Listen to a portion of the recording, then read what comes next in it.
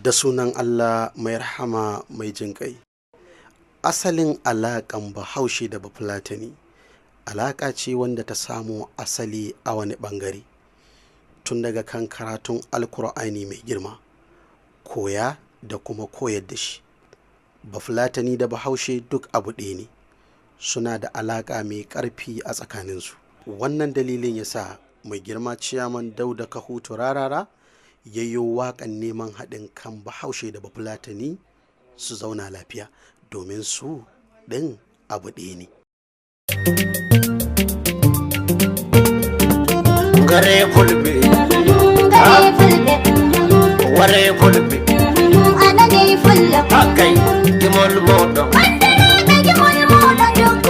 nane fulbe, anane fulla fulla. sende munyal fulbe, Hakuri fulla, jam fulbe, fulla jam dan ilawuna. mede nagi, Fulla ammi kadai nake fulla ammi. mede tegal, ana mana, di fulbe, Kiyati on fulbe. kauti fulbe, Muna tare da ku ta ko ina. dole jam fulbe, Mu zauna lau ba ka ce na ce. jam mai ya lauma. Dan mai yalan mu fulla Wani na haruna, waila iton hirna, jode jam fulbe.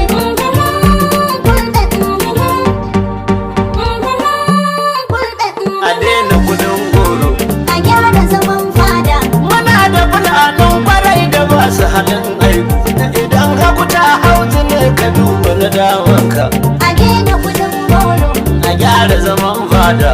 Muna da fulanin kwarai da masu halin aibu. Idan haku ta dauda me ka tuntuɓi daman ka ce a daina kudin goro. A gyara zaman fada. Muna da fulanin kwarai da masu halin aibu. Idan haku ta dauda me ka tuntuɓi daman ka. A kowane yare akwai na kada na kazuda. Ba ma na cikin kasar ba har na wajen boda. Ɗakin kwanan ka kar a zo ka ga ka huda. Idan laifin wada ne a je a fito shaida. Kuma a tantance kar ka je ka kona makwancinka. A daina kudin goro. A gyara zaman fada. Muna da fulanin kwarai da masu halin aibu.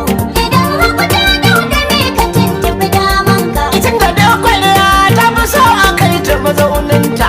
Aboki na zaman